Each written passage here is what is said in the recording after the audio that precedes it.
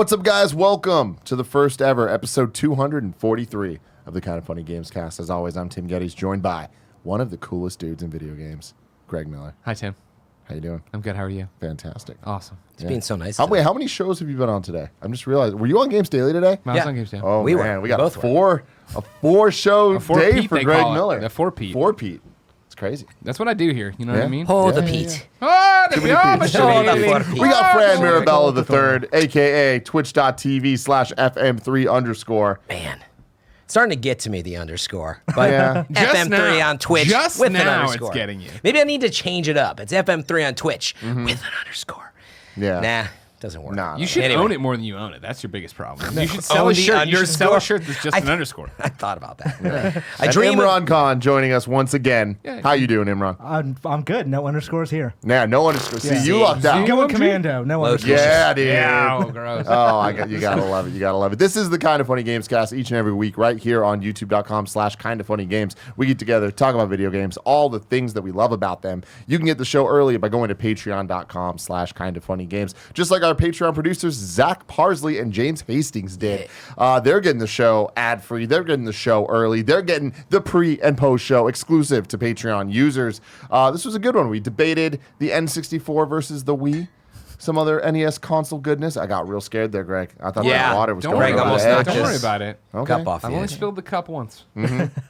Okay. Roger Craig Smith, spare bedroom, Patreon. You just jinxed exclusive yourself. episode. That is true. Don't worry about That it. is true. Knocked it over, kept going. He's like, "Are you going to keep going?" I'm like, "Yeah, I'm going to keep going." Otherwise, you can just watch this video later when it comes out on youtube.com/kindoffunnygames on Mondays, or listen to it as a podcast on your favorite podcast service. Just like we did last week, we're going to start this episode What game is off. this? This Planet of the Apes? What am I looking at there? Greg's distracted by the see what it was. background on It was set. New right York, headless Statue of Liberty. now. Sounds like a Godzilla game. I don't know. Zombie Sign off in the attack. comments below. Yeah, And let then us somebody know. tweet me what the comments say. One day it'll repeat, and then we'll be able to see it again. But we're going to start off with the Gamescast You're Wrong. You can go to kindoffunny.com/Gamescast You're Wrong every week to let us know what we messed up the week before here on the Kind of Funny Gamescast. Didn't get too much wrong this week, which About is time. cool. And some of it's just answers to questions that we had. good. Ignacio Okay. Rojas says, if you get disconnected from remote play, the console takes that as a controller getting disconnected. When you remote play, basically the phone acts as both a controller and a monitor. So, cool. So it goes to that sign-in screen again. So yeah, what happens then? I don't know. Does it turn off automatically? What happens? No, if it's it- actually a controller getting disconnected. Oh, okay. Yeah, I see. so then you so can- it's just the same as always. Yeah, PlayStation's just. And then Kebab I did go in says- and reset my settings to make it like 2 hours of inactivity. Right, the standby. Yeah. Kebab says, Greg said that they'll hold your hands up to the Raptors poses from Jurassic Park. It's actually from Jurassic World. It's performed by Chris Pratt. That's right. Wait, why were you guys talking about that? I was trying to hold off the jackals because I was saying something, and I was like, I don't want to get attacked by everybody because I was saying something controversial. Gotcha. But then Something you fucked brave, up. as I do. Well, I Yeah. fucked that part up, yeah. Because it came But up on wait, game. you missed it on Games Daily today. Like a kid wrote in because it was Google 9 to 5, and or you were watching. I watched it, yeah. I You was yelling at you were you, on me you're as well, wrong, right? yeah. Yeah, well, good to know. Everybody's just watching me. You telling me 5 Tim to didn't say 9. anything wrong last week? Not a single thing. Yeah. Liar. Only right out of this mouth. How gross! I don't know what that is. Well, I That's don't, right. Deal is with it? it, Greg. Deal Okay, with it. I'm dealing. That All would right, also enough be of a the good bullshit. shirt. Let's talk about Star Wars Yeah, let's Jedi get to it. Fallen Order. Greg's got a lightsaber. It's harder to make the sounds than you want. No, Angry Joe. When I put up the photo, he's like, "Hey, is that the one from the thing? Are your noises super delayed? Because mine are." I was like, "Yeah." Didn't think Yeah. about it. I just thought it was like not sensing. I didn't know. Oh, it was they So like- you definitely are. swing it, and then it's like, Do it a little bit like snappier, because eventually it That does was the thing fast. where it lights up white. oh, there. there, hit it. yeah, we There can it kind is. of See, see heard it. I'm watching that glass. No, it goes just like Here, you hit my hand. There it is. Yeah, it's hard to see because it's too light in here. Stupid. Barrett, Don't worry. can you cut the lights? I bought more props. Oh, wait. Yeah, are we cutting the lights? Greg's Watto. Wait. We're going to do the I played the full Watto demo. song. Should you give me a smack, dun, Tim? dun, dun, dun, dun, dun, dun, dun. Oh, There it is. there you go. Yeah, Whoa! That's dope. So cool. That was worth the They're demo, gonna and this Yeah. is move why. away from kendo sticks and wrestling, and now they'll just use lightsabers. Now. I also You're bought wrong these morally. Hit me cool right on the cups. bone. Oh Remember my when they God. arrested the Wookiee and they put him in these? They you did. remember it? They did. Oh, I love it. Be brave, Imran. They're so padded. Well, they're for children, not your weird children. sex games. Honestly, they seem like they could be good for adults, too. Yeah. They're nice Everyone and will find. padded Everyone will and find a There we way go. to. safe. best friends for EA life. sent me and Greg Miller down Greg, to what's the your- happiest place on earth, Disneyland. What's your question here? Oh, I just wanted to know, fine, Greg, fine. what's your safe word for those? Choo choo. Okay, perfect. Jesus. I feel like choo-choo's a word you want to keep in the vernacular anyway. Choo choo. Choo choo. Oh my God, no, Fred! I don't Acting like it out. I that. love it. EA sent us down to Disneyland to play 3 hours of Jedi Fallen Order, which is really, really fantastic. And then we also got to go to Disneyland and do a whole bunch of fucking cool Clearly. things. Very cool. Like Me a and tough Greg- visit for you guys. Yeah, I know. Man, it was a lot of hard work. yeah. You know? Yeah. You know, Fran, a lot of people think they can hang in this preview game. They can't. They They can't, can't man. handle it anymore. But before we did all the Disneyland stuff, we did play 3 hours of Jedi Fallen Order. Yeah. And it was a really cool preview event. Yeah. I feel like they did a great job. I feel like you can explain this better because you've done so what many is more me, than Greg I Miller? have. Yeah. Go for it. So you want to, why we like this preview event so much? Preview event was great because a lot of times people overcomplicate preview events. Obviously, guess what the best preview of a game is? They send you the fucking game. Let And us you get to guess. play it in your own house and your own thing and be fine with it, right?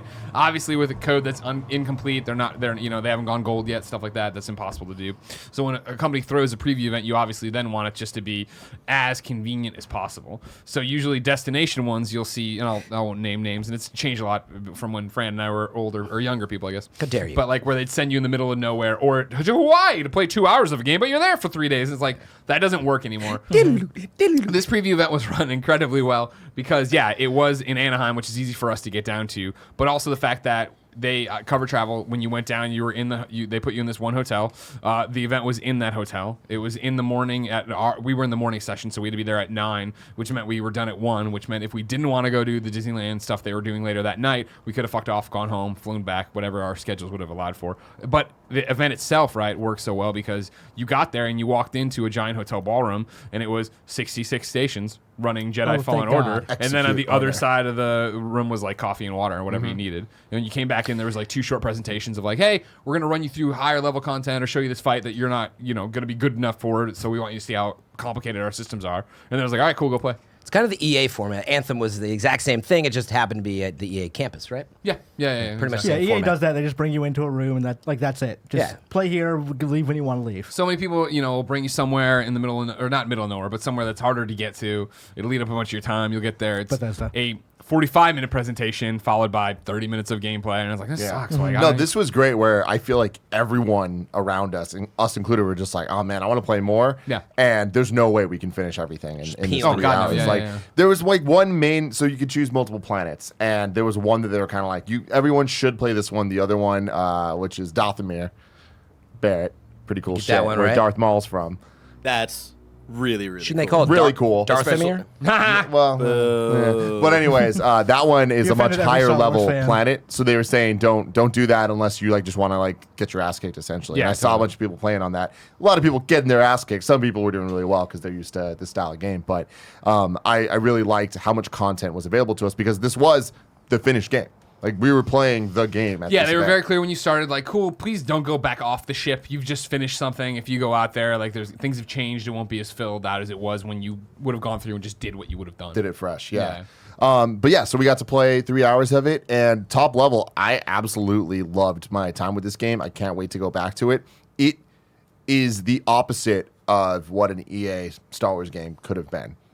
It's single player. It's very high production value. It feels like the canon storyline is going to matter and feel authentically Star Wars, but also be its own unique thing. And I think that's the most important element of this, where I feel like the storyline for Battlefront 2 was the thing that they publicized the most. Right. Battlefront 1 didn't have a story, right? It was just the multiplayer stuff.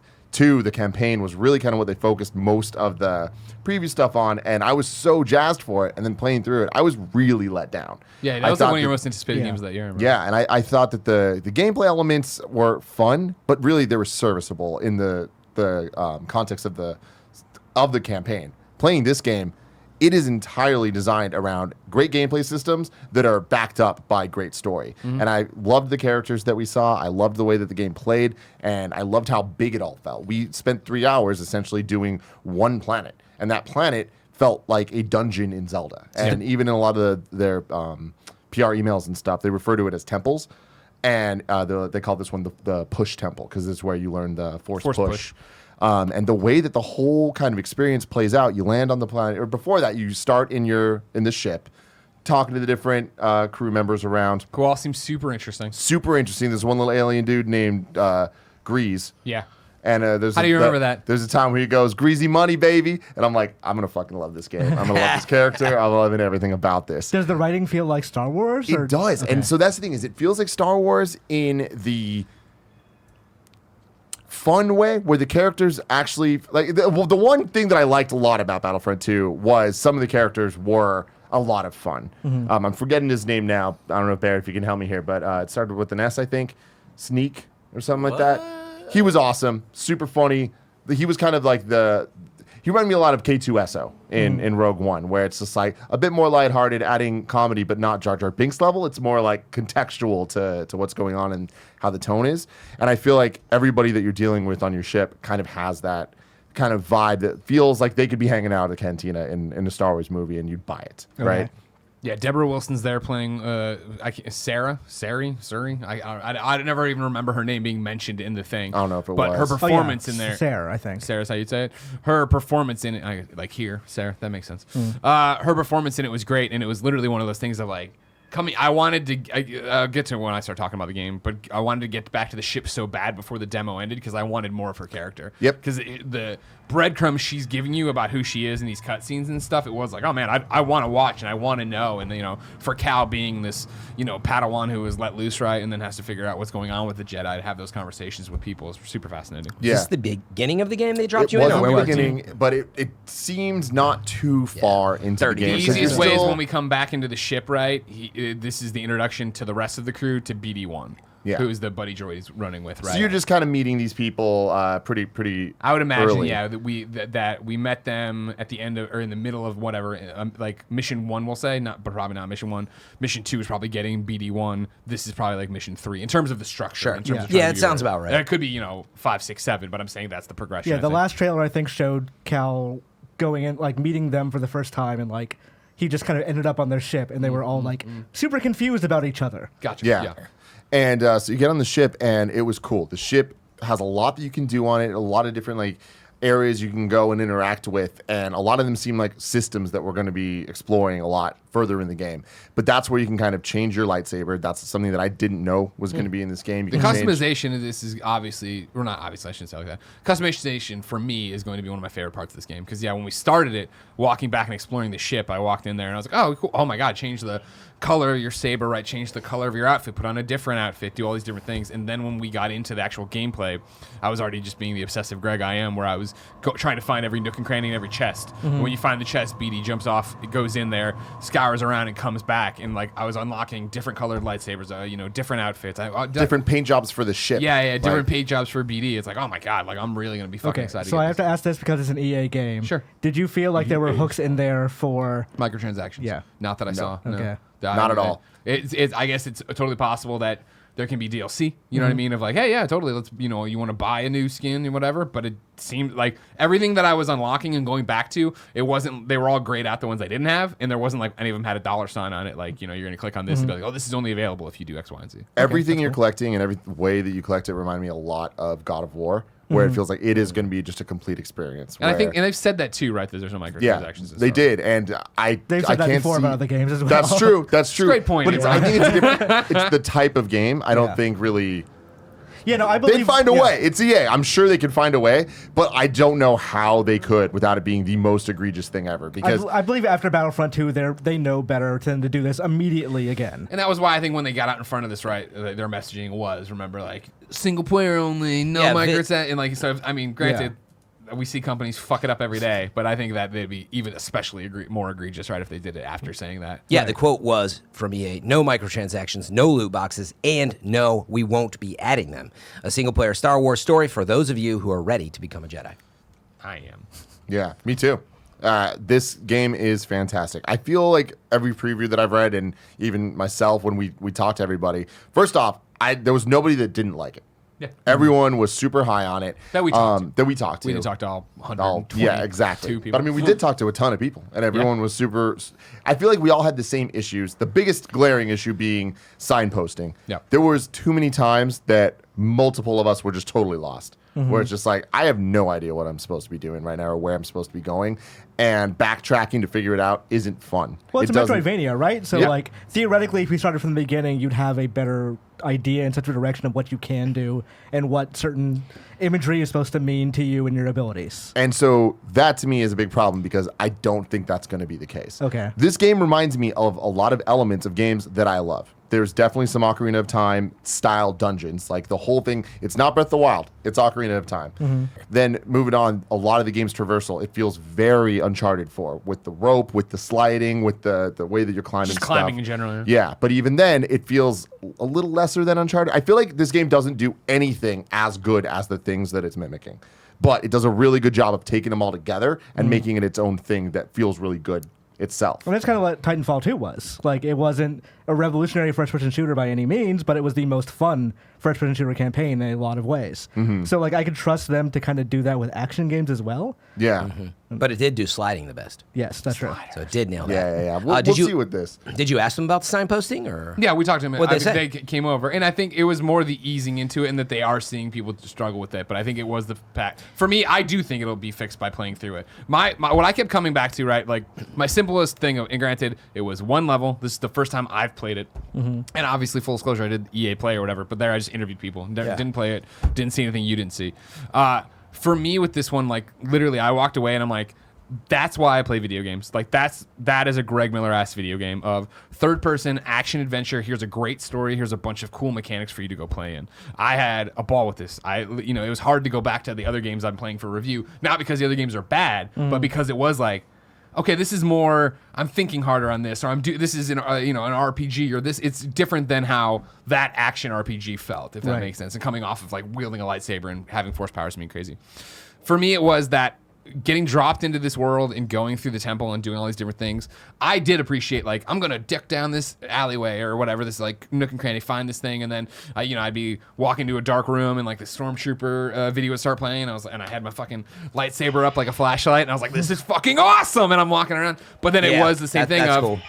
I'd come back out this other corner, right? And then I'd be like, oh, cool, there's a prayer circle. We'll talk about it in a second, where you can replenish your health replenish your health packs. Yeah. No, you sit there and meditate. It's a meditation circle. But it is. Sorry. Yes, Yes. you're right. You're 100% correct. Yeah.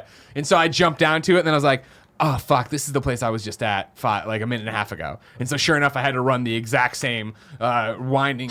Fran, I will take away the toys if you can't focus on the show. Don't worry about it. I'm listening. I had to run back the exact same path to get to where I was. And then the real problem for me became, like I was saying, I really wanted to get back to the ship to close the loop, have the next conversation. And it was like, all right, everybody, we're 40 minutes, 30 minutes or whatever. And that's when I went into like panic. You know how people drown because they know how to swim, but they just panic and drown? It was that exact thing of like, fuck. And I opened the map. I'm like, there's no objective list. I didn't even notice till this point. There's no objective list. Open the thing and it's just like, go back to the ship to talk. I'm like, oh, fuck. And I was like, then panicking of how to get back to the ship. So I immediately forgot everything about it being a Metroidvania. So even though I now had the push power, I wasn't going to, on the map, the big green door that I haven't done anything to, or the yellow area indicating something that I hadn't explored. And it was like me trying to figure out and hard mode it back through the thing. Whereas I think when I'm in my living room and I'm playing there, when you go to the map, it says, I remember when I was like 66% of the area is done, right? Like for me, it's going to be that before I go back to the ship, it'll be 100% or get to the very specific points of like, oh, I need pull here, not push. I clearly don't have. Yeah, the I don't have power the power I need for this, right? Yeah, Yeah. I thought that was the bigger thing. It reminds, is Uncharted is definitely an apt comparison, and I agree. For me, it's more the Crystal Dynamics Lara Croft games, the Tomb Raider games, right? Where it is, especially Rise of, where it's this open area environment, right, with a whole bunch of different stuff, and you have to figure out how to get certain places, do certain things, and explore it that way. And I'm all for it. It reminds me of the temples and tombs you saw in Tomb Raider, Rise of the Tomb Raider, Right. of going in there and exploring it and doing every nook and cranny. And that's what I want out of it, with the story, with the powers, with the cool lightsabers, with changing it all up and seeing what it goes on to. And like, yeah, what you're saying of like, we ran around and fought a bunch of different stuff, which was mainly creatures in this world. Like, you know what I mean? This fucking ram, this goddamn mole rat. Goddamn and these mole things were rats, man. fucking me up. You know what I mean? That's the thing. The combat is pretty unforgiving. unforgiving. Like it will fuck you up if you're not playing how they want you to play. And that's where the kind of the Dark Souls inspiration and influence comes. And because they're leaning into the Souls game stuff of in putting it in a Jedi way of Jedis aren't the aggressive type, right? It is about blocking. It is about waiting for your moment to strike most of the time. Yeah, when the people that came back from that cover story, they was like, yeah, it's really like Sekiro. Yeah. Which is like it. When you initially see that demo, it doesn't play like that at all. But like then they put out another demo which looked a lot better and sort of like it made more sense of how they actually meant that of like blocking and waiting for your moment. Yeah. And that's exactly what this game is. Yeah, I was gonna exactly. I remember it looking like Sekiro, but also a little like Batman. Does it play like that at all, or no? No, it's not like you jump between multiple enemies. Well, you switch your focus or whatever. Well, right? yeah, but it's not like Batman where I'm reversing, doing this stuff, coming out and just not button. Like you're not doing as much combo between people. So much just switching your focus. I mean, it's more about like the focus of like getting to eventually where I had like the shock troopers coming at you with their things, and then I had regular stormtroopers who were just going to shoot at me, and so it was that thing of like who's going to get here first, the blaster bolt from him, so that I can time it right, deflect it back at him, and then take on these guys, or do I need to dodge them, get to them, take that out, come back to them. Multiple enemies will overwhelm you completely. Like the whole thing, when you see like 6 people, you need to figure out the strategy of who's going to get to me first. I need to take them out in the order that they'll attack me, because once you get hit, you're in an animation where the other guys are just going to trample it's like the you. throne room.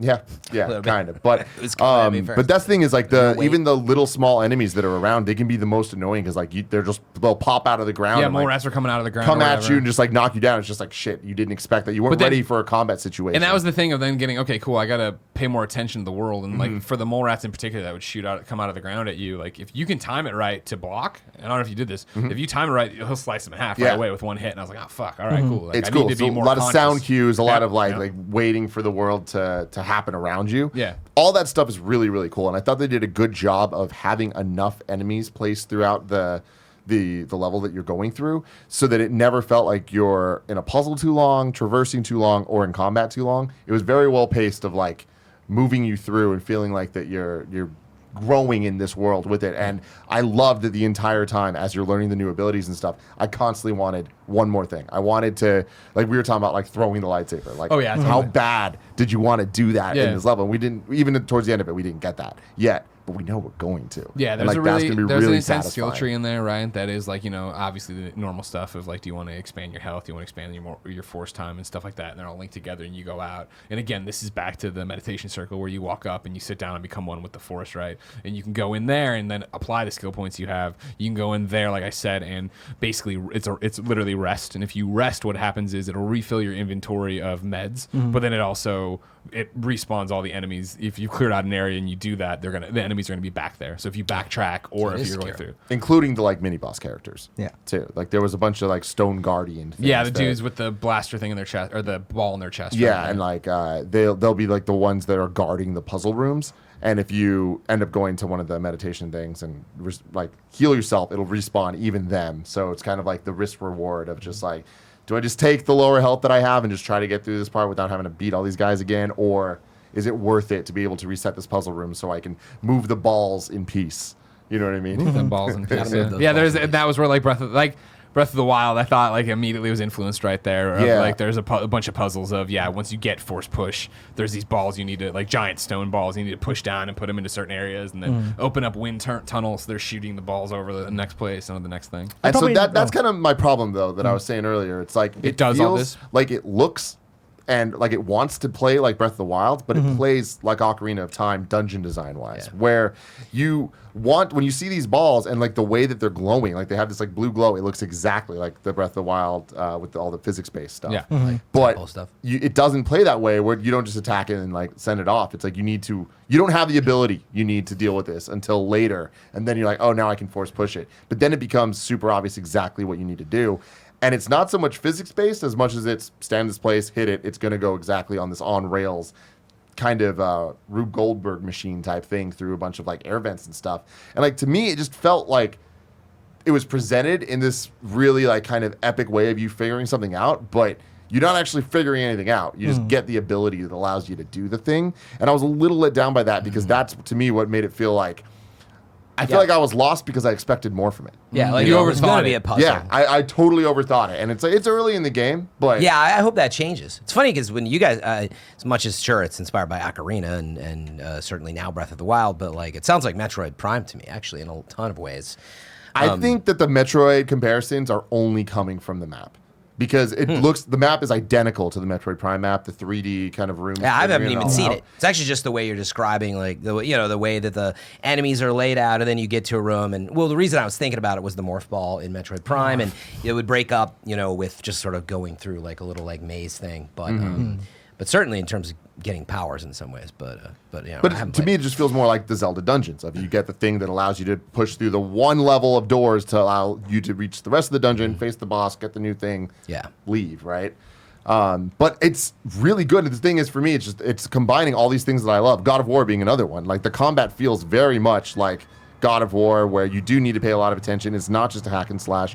They're really good about being able to change difficulty levels on the fly, where if you're getting your ass kicked, you can go down. If you want a better challenge, you can go up, and you're also rewarded differently for it, which is great, being able to change that as you're going through if you want to get a bit more experience points in an area that you can easily take down. Yeah, I thought what was interesting playing it was that, I think when you look at it even, you're like, well, how's it different than Force Unleashed, right? Whereas I think Force Unleashed was about unleashing the Force and overpowering and really destroying stuff, right? Whereas it does feel like because he is, obviously, but he is a Jedi, right? So it is this restrained, wait it out, feel it out, be the smartest guy in the room rather than the most powerful guy in the room. Yeah. I Totally. probably know the answer to this question, but is there dismemberments? Not for any Gameplay. human characters. No, well, yeah, there's one.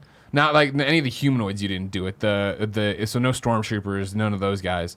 But like I said, when the monster jumped out, I sliced him in half. It's more quick time events, though. It's more like pre-campaign. Yeah. So It's not like physics Metal Gear based. Rising My apologies. style, My apologies. cutting things off. Okay, makes sense. And that's something that I think. And there's one cutscene that we saw where one guy gets a hand lopped off. Well, you have to, yeah. They did a good job making the gameplay, even though you have a lightsaber, it feels right that it doesn't cut everything in half. Like, there's stormtroopers, like the normal just stormtroopers, one reflection of a laser will take them down. Or one slice of lightsaber, they're done. It's not like you're going and just like slashing at them, slashing at them. But the ones that have, like the shock troopers that have a thing, it's like, it makes sense because they're blocking with that. But if you get the good hit on them, like 2 hits will take those guys down. And it's like, I like the way that you don't feel overpowered, but you feel adequately powered for having a freaking lightsaber. Yeah. And I thought that every time that you're facing enemies, they'll give you the perfect amount to come at you to make that challenging and not feel like you can just overpower them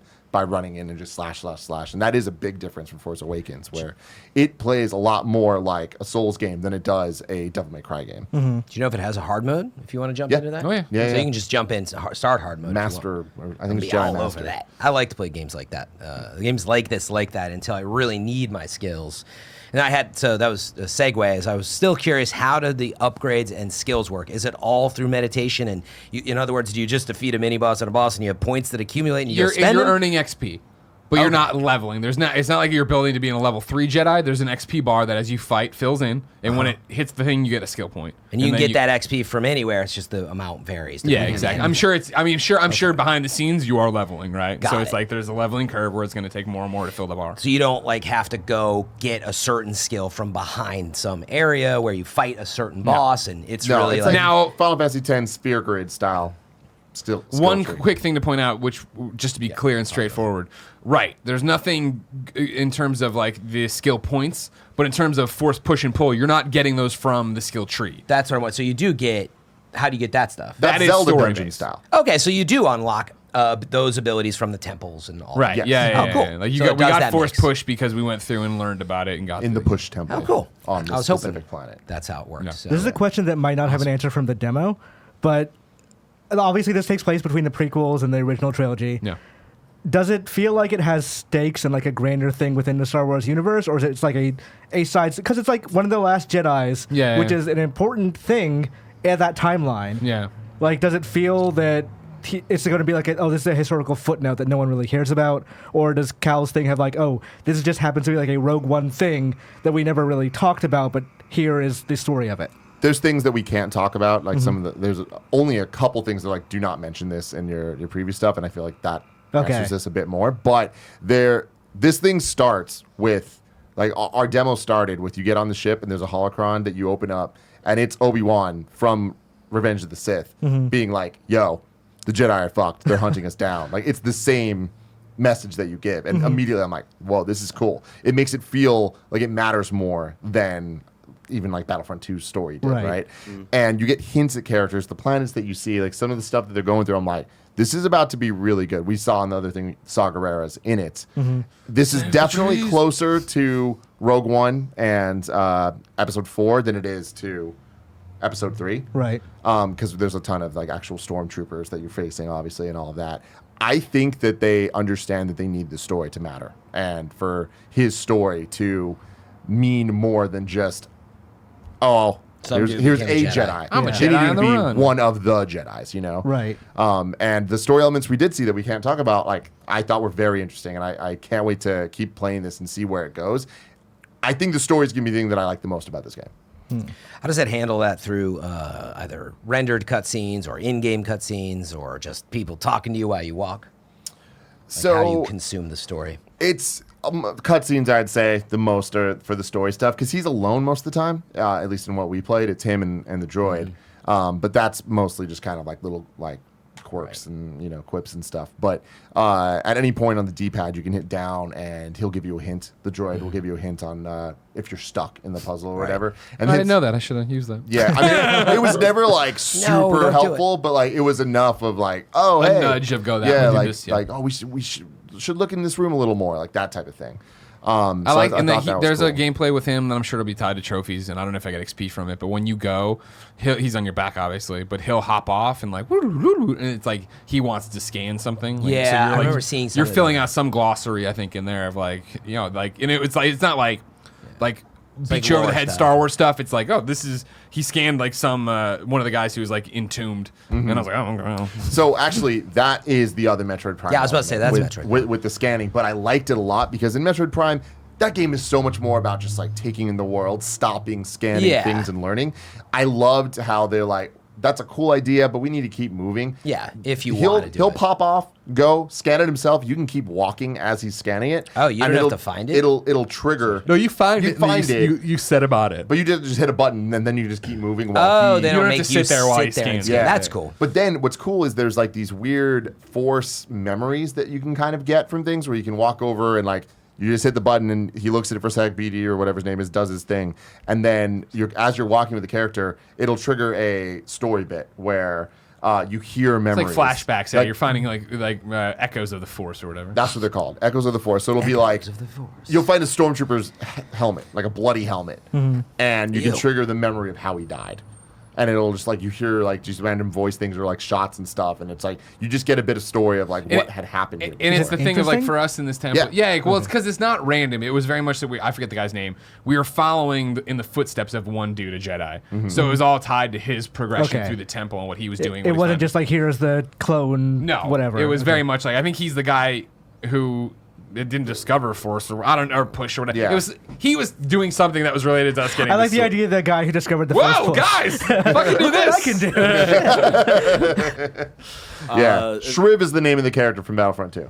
Oh Well, yeah, talk yeah, about yeah. And then when it comes to the significance of the story, Imran, like I haven't played the game, so I'm just this is just like fan speculation and hopefulness. I don't know like how much it'll tie into the importance of like the overall like story of Star Wars and the saga and whatnot. But what I hope it does, it just gives us this character Cal and gives his story some significance that we are feeling for him and feeling this journey, similar to Ezra, who is one of the main characters of Rebels, where it does things to tie into the grander story, but it's not like oh man, like I view the movies differently because of this Yeah. story, which is like what Rogue One tried to do. I'm also super fascinated of like how much this might tie into Rebels. Not like you need to watch the show to like understand things, but it would be cool if we got like. You're talking about like Dathomir, like Darth Maul is like a big character. I in think it's going to be a lot, man. and then like the second sister, like the Yeah, the Inquisitors Inquisitors. were like a big part of the Rebel story, and then Saw Gerrera is also in Rebels. So like I hope we get, because I think this is around the time it's got to be a little bit of like Ezra, and I forget how to say his name. I think it's Kanan.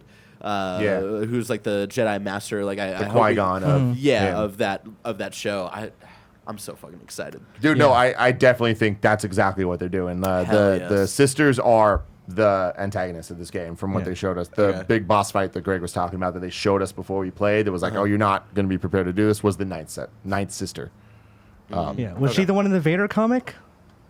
So that's one of the tie-ins. Is that one of the sisters is from the Vader comic, which was a very good comic series, from what I understand. But I'm not sure which of the. I haven't read the new Vader one. I read the first Vader run with Dr. Aphra and stuff, but I don't know about this. Like the friends told me the new Marvel Comics one is like legitimately one of the best things they put out right now. Interesting. Cool. Yeah, I only know the show, which has the 5th brother, the 7th sister, and the 8th brother. This one, we have 2nd and 9th so far. So I imagine we're going to see a ton of them. I thought the second one was just going to be the one antagonist from what we saw from the trailer. So it's interesting that they're leaning more into that. That's fucking cool. The planet seemed cool that we were on. I liked the amount of space that we were allowed to kind of run around was interesting, and I liked the use of shortcuts where the moment you get to an area, you can kind of like cut a thing that puts a rope down so that it allows you to traverse the area a little bit easier. And it always felt like it came at the right time. Like the moment that I was like, oh man, I'm not going to want to walk all the way back there. There'd be something that got me where I needed to go without fast travel or whatever. Worth pointing out to your point of it's trying to be a lot of different games, and you can see the inspirations, but it's not nailing it as much. One of them for me to bring up, I think, was the frustration I had with those ice luges of like, they have like you jump on it and you slide down and you've got to like bank around the curves and stuff. I was flying off them a lot, and then there was one in particular where coming down the ice luge or whatever, there's one rope hanging, and I must have died like 4 or 5 times before. I think I died twice. Got the rope, swung over to jump to wall jump, and wasn't in the right area to jump, and just fucking plummeted. I'm like, oh my god, and have to keep doing it, and then fall off the side of the fucking ice thing. Like again, I've been dropped further into this game. Hopefully, by the time I get there, I've learned more about illusion or whatever. But I just doubt it. Like, and then that I do doubt. I do doubt as well. I do doubt as well. But the good thing about that is when you die there, you're right back there. There's no bullshit you have to go through. It reloaded so quickly, and you're just that's like, all true. Right That's great too. But it is when you die in a fight, you go back to where you meditated last and rested last. So like there was a couple where it was like I was going, and it was that. Now granted, risk reward, right? Of like, ooh, I can fall back. I'm down to like half my health, and I have no more stim packs or whatever, so I can keep pushing forward or go back. And then I got cheaply rocketed, and I was like, but it's not like control annoying kind of thing of like die then reload for a very, very long time. No. It was fast enough to go back there. And again, I think when I'm in the moment and I have all the time in the world to play it, I'm gonna be like, no, fuck these guys. I want to go back and reflect the thing right and get them. That's the other cool thing is like it reminds me of Shovel Knight a lot, where you're gaining all this experience, and then if you were to die with the character, you get sent back to the last meditation point, but you lose your XP. You lose everything. But if you go back and fight that enemy again, you get it back. So does it disappear like Dark Souls style if you die again? Yeah, is it physical on again, the ground? I'm not sure. It just pops back and you just get it. Okay. When you get there, the dude that killed you is glowing. And so if you go up and I think it's just get a hit on him, right? You get and then you get the stuff so it back. saves all That's your progress Bloodborne. to That's that. straight up Bloodborne. Yeah, I didn't play Bloodborne, so I don't know about that, but it's just like that in Shovel Knight. So there's this like risk reward thing of like, where do I want to save last to not have to do it all, but to get more. Okay. And it's cool. Like I feel like I'm coming off a lot more negative about this than I actually No, it sounds feel. interesting. Like you're kind of selling me on it. Like I've been interested in this game for a while, but EA has been so quiet about it. I've been frustrated. And also, EA has just made such shitty decisions for so long that it's hard to believe there's going to be a good single-player Star Wars game. Yes. Like, there is. This game is going to be, at the very least, good. Hopefully, it's going to be amazing. And I think that it does have the potential to be amazing because all of the things that I'm talking about of the games of what it's mimicking, even if it doesn't do them as good as those games, it does them very well. Right. And adding that together, it does have its own identity. It feels good moving around. Like, it feels good to fight. Like, all of it feels right. It feels like how a Star Wars game should. And I love that the characters, the story, and the way the gameplay progression is being shown to us so far. And the idea of us playing 3 hours and only doing one planet, I get the feeling there's going to be a lot of planets. Like, I think this game is going to be pretty sizable, and I wasn't expecting that. Yeah, I was wondering if they said anything about that, like any expectation of length of time, of gameplay time, or no. But I definitely think it's going to be like God of War, where it's like you go and in God of War when you see all the realms. Yeah. I think it's going to be very similar to that. It'll be like a nice chunky. I hope there's 30 that hours. much. I mean, Yeah. God of War for me was a ton of hours. I mean, I'm actually still there. No, I'm excited. I would be excited just for a Star Wars game that's AAA because I want to put a thing on my screen that makes Star Wars noises at me. But like It does that very well. Yeah, if it does that, and it's also a great game, then I'm actually really into it. Sounds exciting. Yeah, I can't wait. I'm ready. I think in Ready to a pre-order, year perhaps. where, personally, I've been like, oh man, a lot of good games, not a lot of games that have like blown my hair back. This is one where I was like, holy shit, like I can't wait to play more of this. Yeah. Did you guys play it on PC? Of course, We did. lame. Yeah. So His that's hair looks brand good. new. He got Yeah, that. Cal's got those hair physics. He's got the That he strand does. blowing in it. We'll see how many I get on my They PlayStation. announced today that on Xbox One X and PS4 Pro, there's going to be 2 modes: performance mode and Oh, good. So it should have a frame rate. Yeah. resolution. Yep. Always take frame rate. And they said they're not going to Yep. hit 60 consistently, but that's the goal, and it's going to hit around that. Even, That's even super in exciting performance because they said that about God of War, and then I was like, I don't see what the problem is. Like, according to Corey and the team, they barely like slipped that in at the end, and they were like a little worried about the frame rate changing in God of War. I was like, this is great. I would not want to play the other way, and so that's super I important mean, to have. Titanfall 2 performed, to my recollection, quite well. So That performed awesome. In that game, even if it did have weird fluctuations or wasn't always the right frame rate, it felt good to play, like from a motion to motion perspective. So if they nail that same kind of feeling, I'm super into it. I can't Worth wait. pointing out excited. too, the other planet. I only played the one planet, but then looking at other people's screens and watching them play, that looked so much different than where we were. Oh, yeah. And also looked interesting of like him crawling around on a ATA that was or AT-AT that was moving or whatever, but it had like moss all over it, so like he was hanging on. They it. showed that either behind closed doors or in the trailer. Okay. Like, because That I was saw my first that time one. seeing it in motion. You like extended. you're grabbing on like Yeah, this that moss was and the swinging the first demo they showed. Had Yeah, that bit. I don't know. Have they shown that to the public? I thought They did have. eventually. Yeah. We got some questions here. Harry Hoodlum says, how does the movement feel? Respawn killed it with Titanfall and Apex Legends, so hopefully like butter. Feels great. I mean, Yeah. I think it was something you started into, and then I think we got distracted with, right, where you're talking about comparing it to an Uncharted or even Tomb Raider.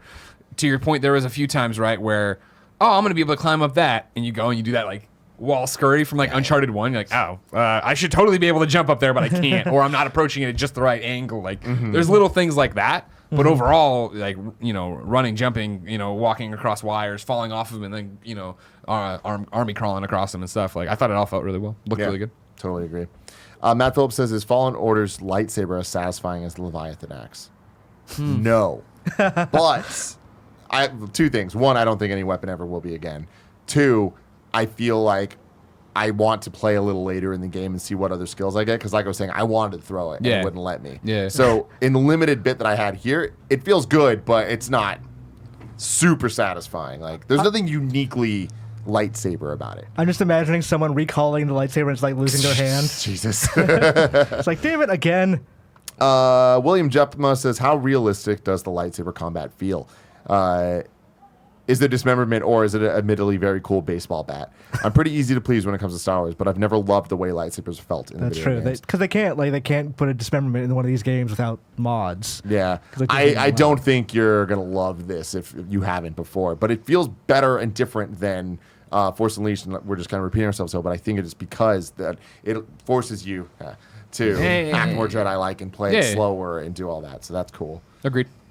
And then Nick Verge writes in and says, I'm curious about if you think this might be a good introduction to From Software games for people who've never played them. Also, there seems to be a lot of gamey elements. Did that clash with your vision of the Star Wars universe?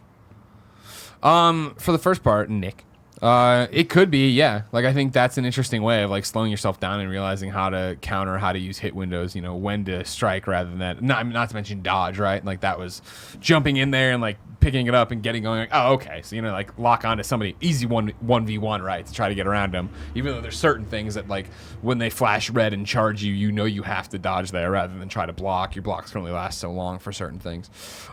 It'll be an interesting way because I still feel like those games are so different. Those games have even different windows, I think, on how punishing they are in terms of what you need to do or how specific you need to be. But if you crank up the difficulty here, it could be. Yeah, I But then definitely think it is because for me it is, right? Like this is what it would take for me to play this type of game, just throw Star Wars on it. Sure, but I mean, do you think you're going to come off this and be like, oh man, I love that gameplay so much, I want to go play Bloodborne? Raul says, does Jedi Fallen Order's clear inspiration from Soul-style games make you want to give those games a shot? No, not at all. I need Star Wars wrapping around it. Yeah. But For me, it kinda just works for the that other way. style of game, though. It's like, It works the other way where No, like I love Souls games so much. Like I'm more interested in this game. Like I have Battlefield 2 and I played through single player a little bit. Yeah. But like it never really hooked me that much. Sure. This one it sounds more interesting from like as someone who loves character action style games. Yeah. This way more interesting because of that. Yeah, like for me, it's like, it's the combat feels in even skill trees, I guess, that remind me so much of Odyssey for Assassin's Creed, where it is at least how I played Odyssey of dodging specifically, targeting, wait for them to screw it up, then you come in and kill them, and then go and play it out. That's why I'm stoked for it. Same thing for me, where it's not being a big Souls person. I've tried them before, obviously. I've never completed one, so I guess not being a Souls person would be a better way to say that. I enjoy the gameplay of it, but the fact that I've never had one that has a story that's compelled me to go through and be part of that world. This is why I'm excited for this one. Final question here is from Charles Jacobson. Honestly, just want to hear, how is Cameron Monaghan as Kyle Kestis? I loved him in Gotham. He was one of the main reasons to keep watching. So being optimistic about Kyle as a character since the reveal. Thought he was great.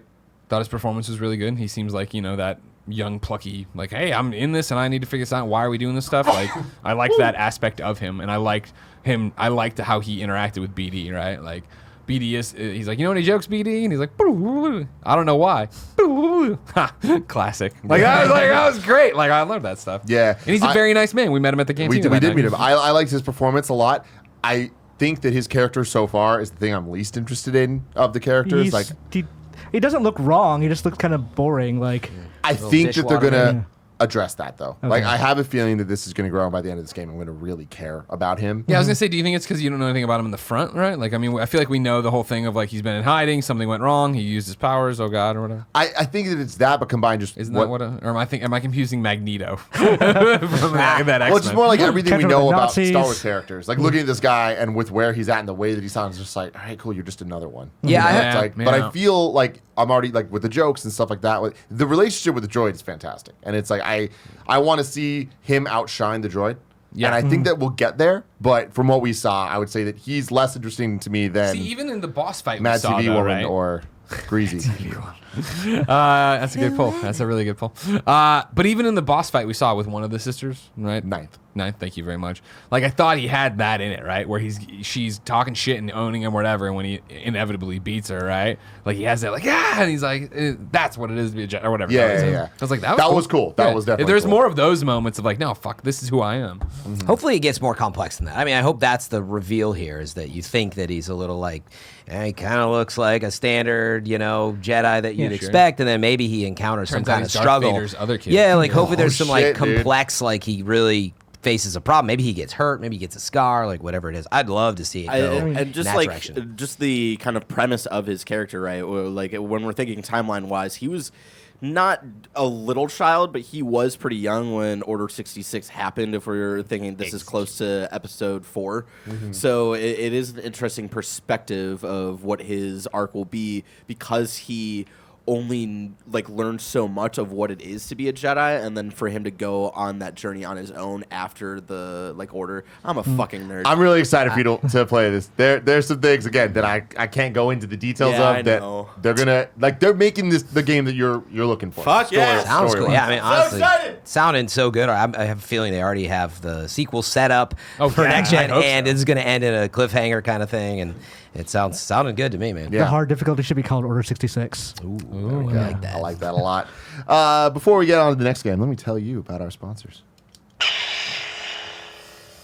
It's good. This episode of the Kind of Funny Gamescast is brought to you by Hims. I was shocked when I heard this. Did you know 66% of men start to lose their hair by the age 35? So the minute you start to see your hair thinning or bald spots start to form, don't wait.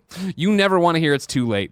In 2019, Hims can connect you with the medical, medicine, and science you need to do something about your hair loss.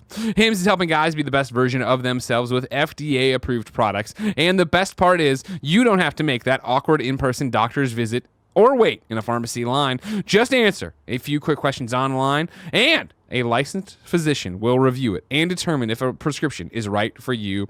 We, of course, at Kinda Funny, recommend you check it out because Andy and Nick did, and they've been using it. Right now, my listeners can get started with the Hims Complete Hair Kit for just $5 today while supplies last. Go to forhims.com/kinda. That's forhims.com/kinda. Prescriptions are subject to doctor approval and require an online consultation with a physician who will determine if a prescription is appropriate. See the website for full details and safety information, forhims.com/kinda. Our next sponsor, well, it's Quip. You know we love Quip. Everybody's using Quip around here. It's the electric toothbrush that helps you brush better. Why, you might ask? Well, before we got Quip as a sponsor here, I didn't realize you're supposed to brush for 2 minutes. I wasn't doing it. I wasn't brushing long enough. But then I got a Quip. And what happens is, of course, it vibrates in your mouth. It's getting the plaque. It's doing all that jazz. But more importantly, as it's out there rumbling in your mouth, it makes you do it for the 2 minutes. Because it goes 30 seconds and you stay on one side. And you brush that quadrant. 30 seconds, the other side, that quadrant. You just keep brushing these quadrants. You get an even clean. Plus, as you know, it comes with the cool mirror mount stand. You slide it over the top. I toss it in my travel bag as I'm about to tomorrow when I get on another plane.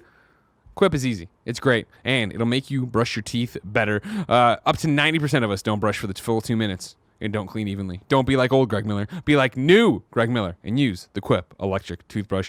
Brush heads are automatically delivered to your door on a dentist recommended schedule every 3 months for just $5. It's a friendly reminder when it's time to refresh and stay committed to your oral health.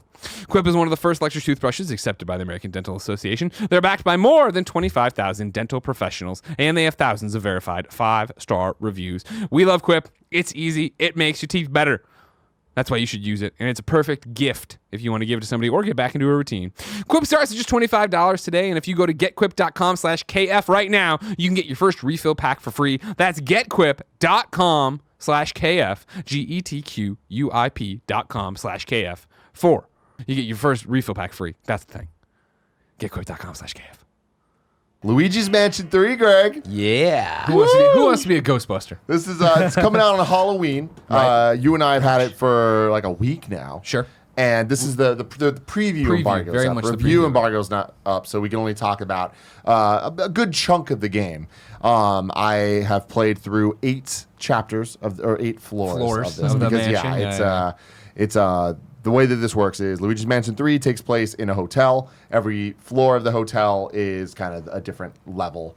As you go through, each has its own vibe, its own style. Like one will be based on it's the theater room, so there's like a bunch of fun like film stuff going on. Or one will be like the Parking garage. the parking garage, or like the plant area where it's like there's just a bunch of like fun little plants and poisonous things. Yeah, I did that in the arena, a couple of demos, like the Gladiator arena. Which is later in the game than I expected it to Really? be, Because actually. that was like the first demo they showed us. Yeah, so actually going here is Alexis Lopez says, how are the controls for Luigi's Mansion 3? The E3 demo didn't feel too great. I'm not sure if they had a chance to play it and could compare. Did you play it at E3? I played it at E3. I haven't played the final build. Yeah, But so what'd you think of the E3 controls? The E3, they felt a little stilted. Like, it felt like, maybe like a little bit of lag between when you try to pull back in a vacuum and something actually happening.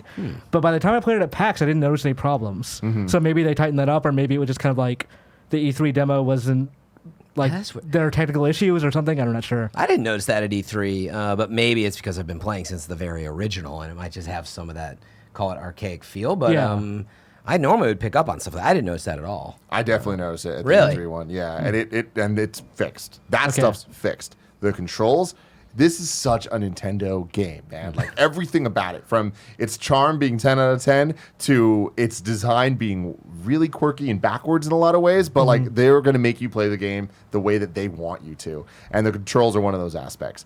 This game controls like no game I've ever played before, including the previous Luigi's Mansions.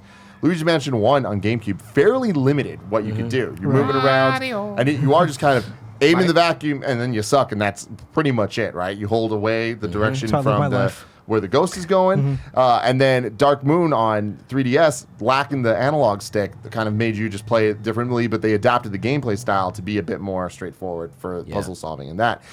On this one, this feels like the first modern Luigi's Mansion game where you really are using the 2 sticks to be able to move, strafe, and look vertically and horizontally with the stick, sucking things, blowing things, all of the fun stuff, all the jokes in the comments below.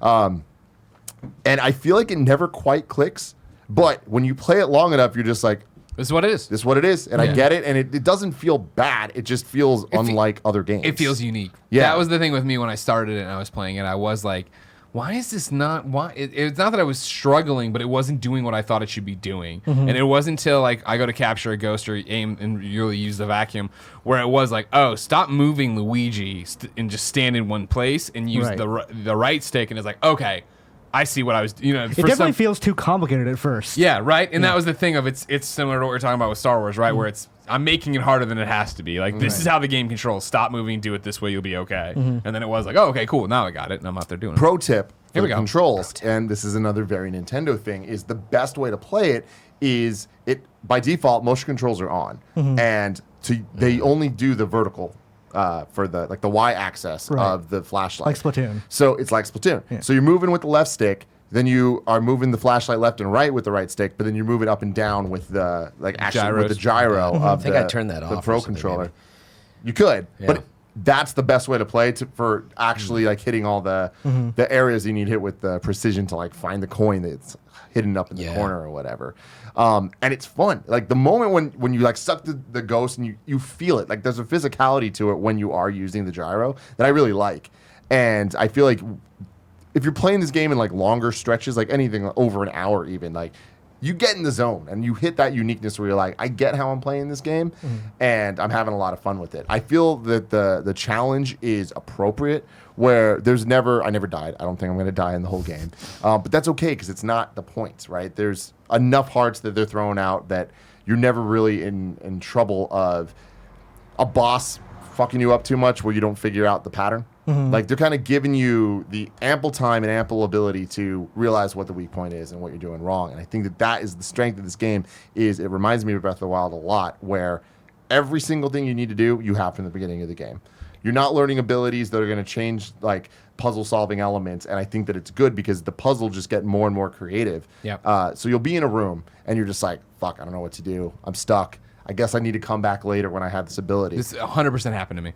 And then you hit this point, you're like, no, Yeah. I have what I need right now. I went like I two need rooms to figure away this and out. used, I think, the plunger on, just to fire it out and you vacuum up the end of the plunger and you can rip doors down or whatever. I went away, did that, and then I was like, I'm an idiot. That's what I was supposed to do on that one thing that I hadn't seen before. Went back, did it, I feel accomplished, get the key, go to the next room. It's like, the way I've been describing it to people, right, it's delightful. Like, it's a fun little cartoon that I'm romping through, having a good time, vacuuming stuff up. I think the opening cutscene and all that stuff, that was really well done in terms of like, oh man, all right, you're setting me up for an actual story here. And again, for somebody who, is such a Sega kid who doesn't have that attachment to like Nintendo from, the young age, to jump in there and get that kind of thing, I was like, oh man, this feels different than it normally does. And I'm getting more of this. And, and I played the other Luigi expansions.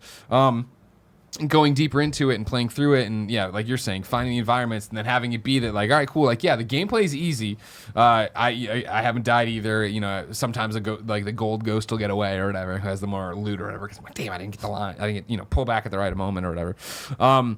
The hidden items in every level, right, where there's gems or music notes or whatever, like that's fun to see. I'm like, oh fuck, how do I get there and start thinking that out? I think Luigi, which is such a goofy name, is a fun mechanic where I do actually like using him and like, oh cool, he can go through here. What's the puzzle on the other side? You see a vent in a mirror and like you got to get that to appear with your black light flashlight and all this crap. Like there's a lot of fun going on. It's just a fun like puzzle box. It's a fun little toy. Are either of you playing it co-op? No. Have you tried co-op? No. So I played it at PAX, like the demo they had there. It was co-op with Nintendo Rep, and it sucked because the rep was just doing everything for me, and like they were handling all the ghosts, and I was just like walking around vacuuming leaves. Then like I did it again with Reb, and we played that together, and it was a fuck ton more fun. Yeah. Like I really enjoyed it because we were working together to defeat ghosts, and it became a much more like fun thing of us solving puzzles and figuring it out because like she would notice things I wasn't noticing. So I really actually, if you had asked me a year ago, like, would you want to play Luigi's Mansion co-op? I'd be like, no, that's a game that I play myself. Under no circumstances. Yeah, but then like now I kind of want to go do that now because it feels like they did build that game with co-op in mind. Not actually like that it's necessary, but it's more They fun thought that about way. it. Yeah, That's interesting because playing through it, I would not want to play this game co-op. Really? Like, I really like. I feel like every single room is just big enough for me to take enough time to get through and like find the secrets. And if there was more happening on the screen, I feel like it would be distracting. Because the biggest thing to me, and this is like the worst element of this game to me is the moment we got to the store. That opens up a whole different element to the game that I think detracts from the experience. Luigi mentioned one, you're collecting these coins, you're collecting the dollar bills, and like you're just sucking them up, and it feels good to be able to just collect, and you just see this number go up. And unlike other games, that number just keeps going up. You get into the thousands of having this, and you don't know what you're using it for. But then at the end of the game, you buy the mansion, and like depending on how much money you have, you get a bigger, cooler mansion, whatever. And I feel like there's the power of the unknown there, of going in and just being like, I'm not using this money to buy health packs or buy skill trees or buy whatever. It's like, I'm just collecting this thing to collect it. And the fact that it's everywhere, I feel like motivated me to want to collect every single coin that I could find. Look in every single corner because I don't know what this money's for, right? And then even once I found out what the money was for, I'm like, oh, I need the biggest mansion. Like that is going to be a worthy thing to collect all this stuff for. Right. This game, I played that way for the 4 levels or whatever that you get to do until you unlock the store.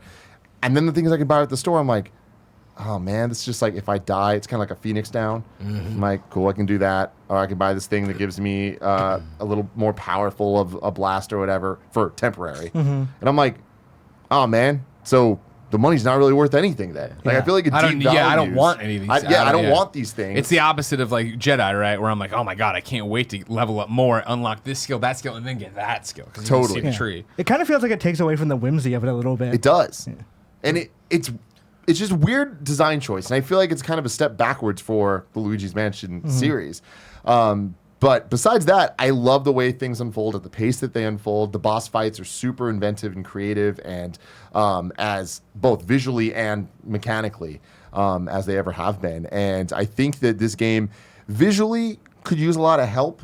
I don't really love the art style is great. The technical side of it, it technically runs well, but it doesn't look good. It looks like a 3DS game in HD. And that is my problem, is I feel like at its core, this game started as a 3DS game. If you're a pre-show person, this is what I was talking about. Of like when I came home after playing on my handheld, I'm like, great, and dropped in the dock, and I was like, whoa, fuck, this does not look good. And I texted you, I'm like, you ruined me with this damn TV you had me get. Yeah, and granted, I've had the OLED TV for my entire Switch run. Yeah. So I'm used to. Same. Nintendo does have a look on that TV that is very very saturated, and it's hard to like Gaussian blur. Everything. Yeah. Yes, it's hard to like balance it compared to PS4 and Xbox One games that are much more designed for this type of experience. But having said that, when you play Odyssey, you don't notice because Odyssey is so well designed. I noticed like the first 3 minutes, and then I stopped noticing. But it's like it's just you don't care. Whereas with this, I feel like it doesn't look great on handheld or docked, and that's the first party Switch game that I felt that way about. Because usually I'll be like Breath of the Wild's a good example where it's like, it looks great because of the art style. Sure, it could look better and more HD and all that stuff, but like it looks great. When you play it on the smaller screen, it looks fantastic because it's condensed in a way where the emptiness feels a bit more designed. Luigi's Mansion, there's just too much going on that's like nitty-gritty little things that on the small screen you lose kind of the scale of it all. I mean, this is Next Level's first HD or second HD game because they did Captain America on 360. But like, I imagine they're not super used to making these kind of games yet, or like. Just the fact that you have to make a game for 720 and 1080p and make them readable on a 4-inch screen, a 5-inch screen, and a 60-inch screen. Yeah. I have to wonder what the resolution and texture resolutions are based on your descriptions, though. It's sounding Doesn't sound like high. they're getting up-res. Like it sounds like it's not running in 1080p, and that. So we hopefully find out more as the review comes in. It's funny. I played it on, I think, a smaller screen, and I've only seen the trailers on my phone. And I was like, oh, finally, actually, for a Nintendo Switch game, like looking really good. Feels like there was like the lighting, the art design, meaning Breath of the Wild looks awesome. But there's plenty of other games that just don't run as well as they should, or kind of feel dumbed down. It's interesting because it runs. So I thought it was looking good. It runs well. The art design's good. It just doesn't look great. But it sounds like it's soft. Is what It you're is. describing. It's very soft, It sounds like and a texture resolution problem as well as maybe the overall resolution. And this is a ridiculous exaggeration, but it kind of reminds me of how PSP games look. But it's like, the modern version of that. No, Where I know what PSP you mean. games It's got always screen had door this kind effects of and like, stuff? it's not so much screen door effect, but it's like elements of it just don't look right together. Right. You'll see. Yeah, when you play I mean, it. you But may have nailed that too. That it Frail was. will never play. It's not going to PC. No, I've It been doesn't super have excited about this. 120 How hertz. dare you? No, How but dare you? that stuff doesn't matter because it doesn't get in the way of my enjoyment of the game. Where I really do love what Luigi's Mansion's about, which is fun ghost characters that have stupid little storylines that are all told through sound effects, and they do it well. There's a virtual boy that you get as your cell phone in this game, and it's super That's cool. funny. You put it on, everything's red, and like that's the Doc way. makes a lot of jokes about it. Yeah. A lot of virtual boy. It's great, man. I'm having a great time excited with about it. You mentioned boss fights earlier, and one of the things that complaints about Luigi's Mansion 2 is like the first boss was amazing, and then every other boss was kind of bad. Like, how are the bosses in this game? I would say that they're all great so far. Okay. All of them. At least they're consistent, which is Yeah. good. Yeah, I don't think there's any that are like stand out like my favorite, but they're all consistently good. I feel like they all fit the vibe of what the floor of the hotel fits very well. And just like the way the music changes and stuff, like Luigi's Mansion just has such a Disneyland quality to it. It might be Haunted Mansion that's making me think that, but they commit to it. They commit to like, fuck it, this is like nothing the Mushroom Kingdom has ever seen. Like Luigi's Mansion has its own look, feel, sound, all of it, and I love that. I love the use of mirrors constantly. Like the whole game's designed with the perspective of you're looking room to room, so there is so much puzzle elements of like looking at reflections or looking at how windows might work compared to the room next to them, where you look through a window and you're like, oh, there's a wall on that side. I could probably break that wall to cause a thing to happen or whatever, and it's cool.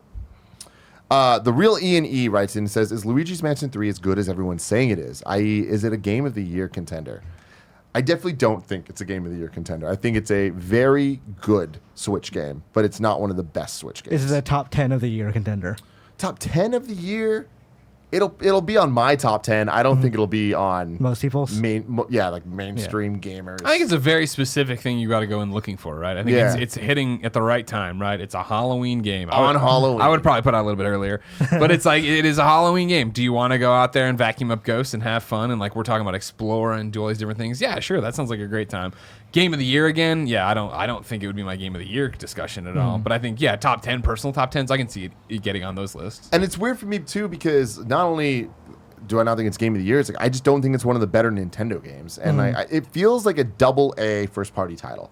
And That's 100% fair. and I'm okay with that. Like 100%. I'm down to have a lot of those, but it just feels like we keep talking about how like this year feels a little light on amazing games, which is so stupid to say because goddamn how It's been a pretty look good at year. it. We're so privileged So now that spoiled, like yeah. We just spent an hour unless we got talking about God of Star War Wars. and Horizon and Breath of the Wild, it's like it's a fine year with just Resident Evil 2 and all this 2017 spoiled us pretty yeah, bad. totally. And next year looks insane as well. But I feel the same way when you just look at Nintendo's lineup, where this year, Mario Maker 2, Fire Emblem. Astral Chain, now Luigi, and then we got Pokemon coming soon. It's like none of these are the like giant mega titles that have the potential to be Game of the Year, you know? And I'm interested to see kind of like what Nintendo brings next year to up the ante there. But with Luigi's Mansion, I would say that it's so far 7.5 for me. And I just kind of expect more from a first party Nintendo game, especially one with Luigi in it. Yeah. You know? Did you get a chance to try the online stuff at all? No, I didn't. Okay. It's available to me. I just didn't do it. Though. Okay. I'm curious what you think of that. Because like I remember liking it on 3DS. And like this is a little different, but I'm curious if it's as good or good at all. Or I was dumb back then and who knows? Yeah. Yeah. Ryan Cage says, is there any way to turn down or off the annoying low life indicator I've sound? heard about that. I've heard it was like, it's actually terrible. If not, can you find health quickly often? I do not think you can turn it off. It is absolutely horrible, but you find health everywhere. Like if you get hit, the next thing that you break down is going to have a heart. Okay. Like the game is very good about giving you what you need. People when don't. What you is it need like? The Yeah. It's like a But low it heart could be- sound. It gets a lot, man. Didn't stand out to me, but Yeah. maybe it's just because I'm so good. That might I'm be born, it. born Never heard Ghostbuster. it, Everybody. man. Born Ghostbuster. That might be it. Everyone, have you been playing anything? I bought an Oculus Quest recently. What? So I've been playing Beat Saber. Hell yeah, you have. It's really good. But then I finished like the main campaign. I was like, I'm gonna sideload some of my own songs I like better, like Persona music and whatever. Turns out the people who make those kind of music are charts for those songs, psychopaths. Yeah. They're all like expert plus, all that stuff. I'm playing music from Earthbound that's on expert plus. I'm like, I can't do this. Why would you make a song that's like it says normal but like requires 15 of these in a row and I can't tell which one's happening? So it's fun. I really really like that game. don't know how much like extra downloaded songs I'm gonna do. I also started What's the Golf yesterday. nice. What the golf? What the Golf? That's not What's the Golf. Yeah, you're right. That is a hilarious game. Apple Arcade. I've been playing on Epic Game Store, Oh, okay, nice. but it is basically dad joke the game. Okay. Of I'm about that. like the intro to the game is you are shooting a ball into the hole in one or whatever, and then the next one is you have the exact same screen, so you do it, but then the golf club goes. Then the next one, it's the human goes, and basically the game keeps doing that. Of it makes jokes by what you're hitting. Then it's like more of an action game to platform to the flag, and then like it's a joke. Like one is you're hitting a soccer ball into the net, so it says soccer. Then the next stage is you hit soccer ball into the net, it says sockest. That's the level of joke you're working with. Okay. Yeah. Okay. It is, like I said, now. it is straight up, it's on Apple Arcade, so yeah, man. go ahead and play it. But I put about an hour into it last night. It's very Is there hilarious. a game to it? This is the thing: is people keep telling me I need to play it. It's one of the ones you got to play. It's a standout from Apple Arcade. And every time I look at, Siri, why are you listening to me? Every time I look at it, I'm just like, I don't get the game of it. It's like the first little bit of just trying to like get a ball into a hole. It's not particularly enthralling, but as you start playing more and more, it gets a little bit more difficult. Like when you're a soccer ball, kids keep trying to kick you off the stage. Okay. Then the actual initial level's not that challenging or whatsoever, but then you go back into them again and you get like a par. Or a special challenge or something, and those are more difficult. And eventually you start needing to do those because you get special crowns from them, and the crowns unlock further levels. Okay. So it does become more game-like and more challenging, but if you're just in it for the dad jokes, you'll find plenty of those, and it's still entertaining and charming and hilarious. Okay. Yeah. In the same vein of that, I want to say on this show, I tried Untitled Goose Game. Oh yeah. Not a fan of Untitled Goose Game. I've heard that from a number of people. Yeah, it's Untitled Goose Game has get a great the charm. aesthetic. Yeah, Yeah. the aesthetic's great. It's funny as a concept, but I feel like it's funny in a tweet, and then it's like cool. But like playing it, I'm like, I did the first level and I was like, all right, cool. I'm not going to go any further. I get it. I hope people love it. It's really cute. It's really adorable, all that jazz. But it's just like, it's a weird puzzle game that I don't want to play. So like, how do I distract him to get the thing to do that? I'm like, I don't need that like mousetrap experience. Like, I feel Yeah. like the act of watching it is better than the act of playing it, which Sure. is fine. That's the game they Totally. want to make. It's just if you're not in for that kind of game, then it's not going to suddenly charm the pants off you. yeah, I found it kind of frustrating to figure out what you're supposed to do, even in the first area. Yeah. and I was like, all right, I'm not going to continue with this. You might like it, Fran. It Yeah, I runs don't at know. like I've 120 heard frames per second. Yeah, nice. I've heard nothing but good things about it actually, so it's kind of good. This is the first I've heard that maybe it's not. It's not bad. It's, It's not, not it's, bad. It's not It's a Greg just- game. Yeah, That was my thing. it's not a Tim game either. And it's like, I like the idea of it just being like, you're a goose fucking with people. Like, that's funny enough to me to be like, all right, I'm Yeah. in. That's But, yeah. I've been wanting. Yeah, you can hop in and out of this pretty fast within like 20-30 minutes, right, and get the idea, right? Oh, yeah. Oh, my God, yeah. By the Within time 5 you- minutes, yeah. you'll know. Okay. By the time I you're should done with play the it first first. section, you'll know whether or not you want to play the rest of that game or Yeah, not. definitely. Barrett, So you played a little bit of that Fortnite Chapter 2? Is that what it's called? Yeah, Chapter 2. Season 1 of Chapter 2. Got in a couple matches last night. And it's good. Like, when they dropped that trailer, it was like, oh, man, this might be the thing that brings me back. There's just enough that's being changed here as a kind of lapsed Fortnite fan that made me interested. And you know, I had gone back to seasons every once in a while where they're adding planes and all this like complicated stuff, and this kind of brought me back to the days of when it launched on Switch. Of like, it's just they kept the things that they felt like they wanted to keep, and not overcomplicate things. Like, yeah, there's boats this time around, like traversing through waters, more of a play this time around. But it's fun. There's definitely a couple like hitches here and there where I'm definitely noticing some accuracy of shooting not being as accurate as it should be. But I don't know if that's server stuff or maybe it's just my internet quality. Who knows? But it's fun, and I think the one main thing is a lot of people are talking about like the bots and whatnot of how egregiously, obviously bad they are. So that's what I don't get. As I've Yeah. heard about bots and I've heard that you can play, it pairs you now with people of your own skill level. Yes. Okay. Like I like in the game, I and this is like something that I'm kind of frustrated by. Of they don't really tell you Any of this stuff? Any of this stuff, and like they don't tell you beforehand if you're being matched with bots or anything. Okay. Like from what I played, like I played a match this morning and like a couple hours last night.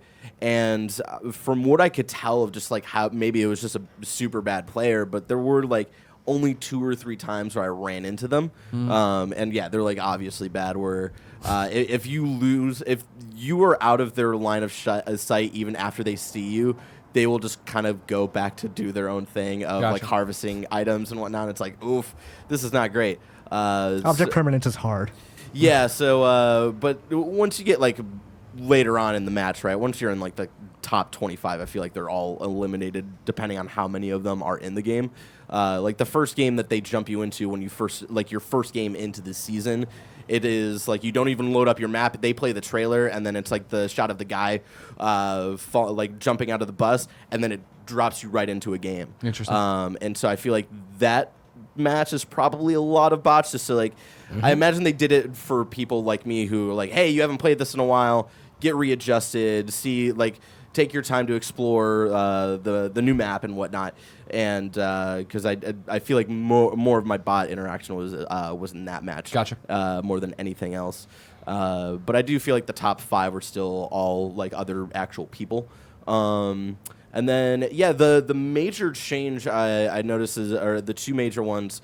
Just really quick, leveling. They add a lot of new things to like level you up, so you can unlock new things, which I think is exciting for people like Big Kev Dog, who is really bad at killing people and getting those dubs without a squad. So there's like they add like just little stuff for people who just like want to level and unlock stuff, which I think is cool. That's great. And then the unlocking or like kind of exploring the map is really cool. When you first play it, the entire map is grayed out, and there's question marks over all of these places, and they only unlock as you go through them, like each game. So if I uncover like a fourth of the map in my first match, the rest of the 75% of the map is still grayed out in my next one. Sure. So That's smart. It gives you just enough of an incentive to go around and like drop at different places and not just go to the same kind of place. spot. Which I feel like they did well enough in Chapter 1 or whatever the fuck they're calling it now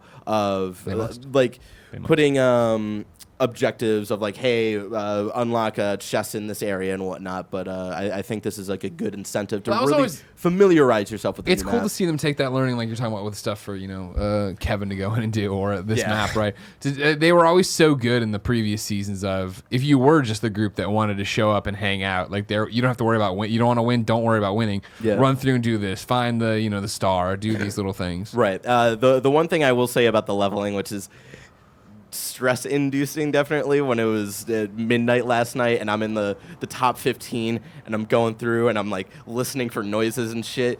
The leveling notification is the loudest fucking most intrusive thing, where it's like and it's like, oh god, is someone shooting me? I don't know what's happening right now. And it's like, oh no, I just leveled up a bit. Cool, thanks. Or like when you unlock like a tiny achievement, like, oh, you've survived the top 50 or whatever. It's this very intrusive notification. And you're like, fuck, why do they have to do that? Why is it gotta be so loud? Gotta get the kids' attention. But yeah, I'm enjoying it. I got my first win of the season last night. It was very exciting. And I'm excited to play more. Like I know Joey wants to play tomorrow, so I'm excited. I'm really excited to like squad up with people again, because those were some of my favorite memories that was last year when it launched on Switch, right? Yeah, last summer. Yeah, last summer. Like those are some of my favorite memories of like playing with Joey and Kevin and some other people. It was just a fun time. So I'm excited for Fortnite to be back. Cool. Ladies and gentlemen, that's been the Kind of Funny Gamescast. Stay tuned for the post show if you are a patreon.com/kindoffunnygames supporter. Until next week, I love you.